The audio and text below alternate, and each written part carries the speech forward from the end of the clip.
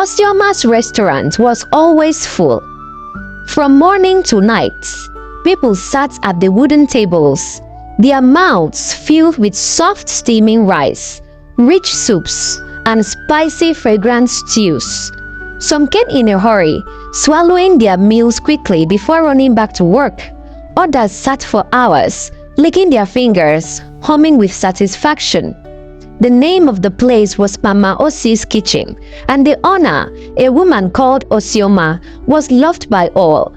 She was a plump woman with dark shiny skin and sharp intelligent eyes. She had a wide, easy smile, and whenever she laughed, it shook her whole body. People said her food had something special, something that made it different from every other restaurant in the city. And they were right.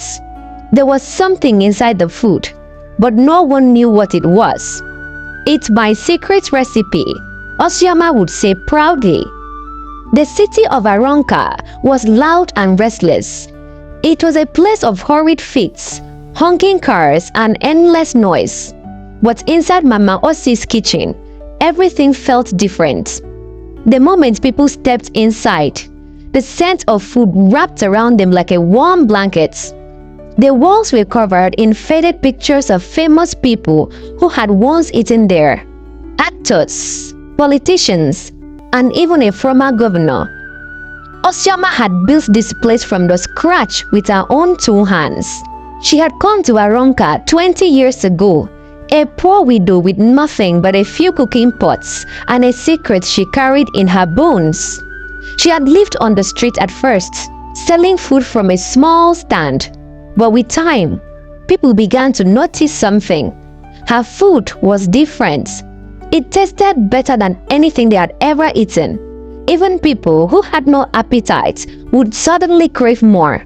Soon, she had enough money to rent a small shop, then a bigger one.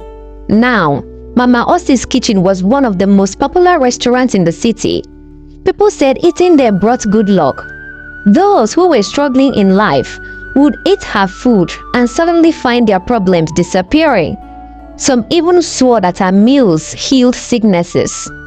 One late evening, her only daughter, Mesoma, returned from the city after completing her master's degree. She had gotten a very good job and had come down to see her beloved mother. Osioma was beyond happy with her daughter's success. Finally, all her sufferings had paid off. Her daughter was now a certified lawyer. Osioma was so happy that she gave everyone who was in her shop at that moment free food to celebrate her daughter's success. Mesoma, who stood there hungry, looked at her mother with kindness in her eyes. Mesoma told her mother that she too would like a plate of food. Immediately, the smile on Osioma's lips faded, replaced by a knowing frown. "When have you ever eaten food from this restaurant? Or you just want to hear my voice, Abi?" Osioma barked at Mesoma. "If you're hungry, go home. There is food in the kitchen." Mesoma looked at her mother, dumbfounded. To many, Osioma was a kind woman, a strong woman, and a woman who had fought against life and won. But to her only daughter, Mesoma, she was a mystery. Mesoma had always wondered why her mother never allowed her to eat from the restaurant. Growing up, she had seen how people rushed to buy the food. She had seen how they mourned with pleasure as they swallowed each spoonful, how they wiped their plates clean, how they always come back for more. Yet, anytime she asked for a plate, her mother would shake her head. "This food is not for you," Osioma would say. "Why?" Mesoma would ask. "Because I say so." And that was it. No explanation, no reason, just a firm, unshakable no. For years, Mesoma used to wonder why, but she brushed it off, thinking it's because the food is for sale. But she gives food to other children and beggars, but she never gave her. Why? She often asked herself. But now, the question burns stronger than ever. What is her mother hiding? 1 week later, after Mesoma arrived from the city, at around 4 a.m., Mesoma was sleeping peacefully on the bed, curled up like a fish, They lived in a small one-bedroom flat, and she shared the room and bed with her mother. The sound of a ringing phone woke her up. She groaned, turned over, and saw her mother's phone buzzing on the table. "Who is calling at this time?" she muttered sleepily. She reached for the phone and silenced it. She turned to call her mother, but she wasn't on the bed. Then, without thinking, she got up and carried it to the kitchen, where she knew her mother would be cooking for the shop. But as she stepped inside, her entire body froze. She saw something horrific. Her mother was squatting over a large pot of soup, and she was urinating into it. Miss Oma's heart slammed against her ribs. For a moment, her brain refused to understand what she was seeing. She watched silently as her mother placed the urine pot on the gas and began cooking with it. She stirred the soup like nothing had happened. It was then everything became clear to Miss Oma. The restaurant's food, the food she had been forbidden to eat. This was why. A choked sound escaped Miss Oma's throat. "Mama!" she screamed. Osioma spun around, eyes wide. For a long moment, mother and daughter stared at each other. The air was thick and heavy.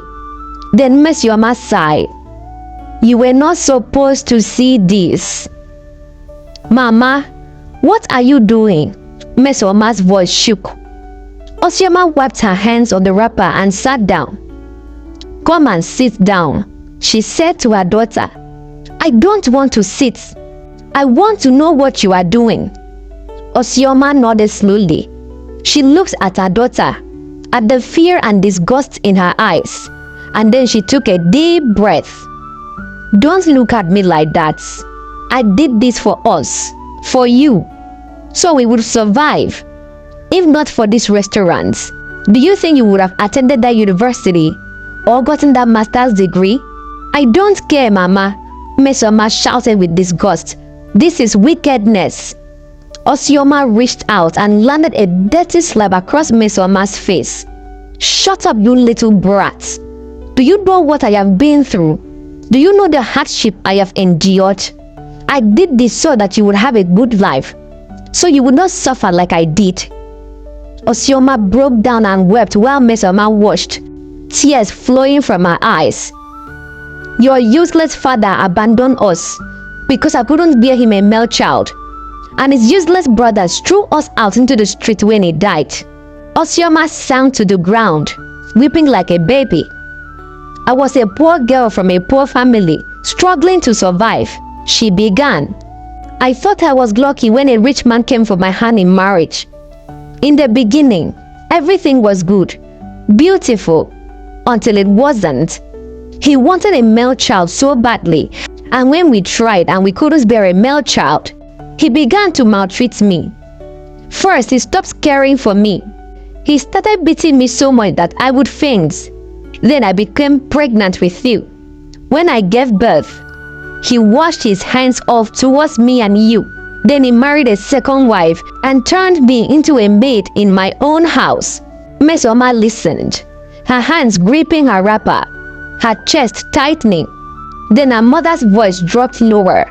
"One day, I got tired of crying, tired of begging, tired of being nothing. So I decided to spite them. I started cooking with my urine. I wanted them to eat my suffering, my pain, my humiliation. I wanted them to eat it and choke on it." Miss Oma gasped. "And do you know what happened?" Osioma gave a bitter laugh. "They loved it. They ate it with joy." Osioma continued. "They praised me and they said my food was the best. And I felt something I had never felt before." "What?" Miss Oma whispered. "Power." The room went silent. Then Osioma continued. "But then my husband and his stupid wife died in a car accident. I was relieved, thinking it was over. But then his kingsmen took over everything. They threw me and you out like trash. I had nothing. I was back on the streets. So I started selling food. I did it normally at first, but no one came. And those that came rarely came back. That was when I decided to try using my pee again. And guess what? People started lining up for my food. I had learned something, Mesoma. Something important. That people loved my food when I cook it that way. So I kept doing it. And they kept coming. They ate. They praised. And they couldn't get enough. And that is how I survived. That is how we survived, Mesoma. Osioma looked up, her eyes searching her daughter's face. Now you know. This is why I never let you eat from there. This is why. Silence filled the kitchen. Then Mesoma swallowed. She stepped forward and took her mother's hands. Mama, we have to stop this. Please. That is enough, Mama. Let's start afresh. Let's start afresh like human beings that we are. Please, Mama. But how will we survive? I have built a life here for myself. For us. You built it on the wrong foundation, Mama. You built it on lies. What will happen if someone finds out?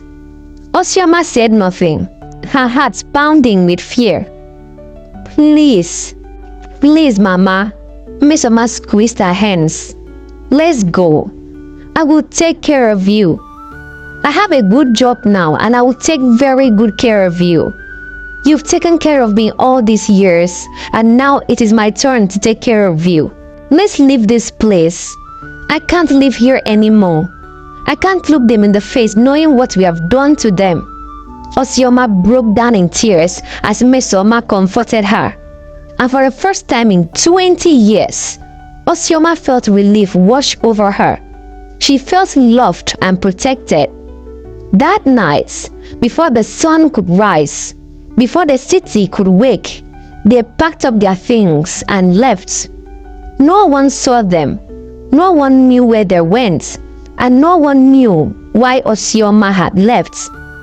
People missed her food so much and prayed that wherever she was, that she was doing okay. After that night, no one ever saw them again. Mesoma took her mother to the city, and with a good job, she gave her mother a good life. Osioma prayed every day, asking God for forgiveness for what she did. She knew it was wrong, but she had to do it to survive. And she thanked God for her daughter, who made her see the light. Thank you so much for watching today's story. Please like, subscribe, and turn on notifications. I will see you in my next one.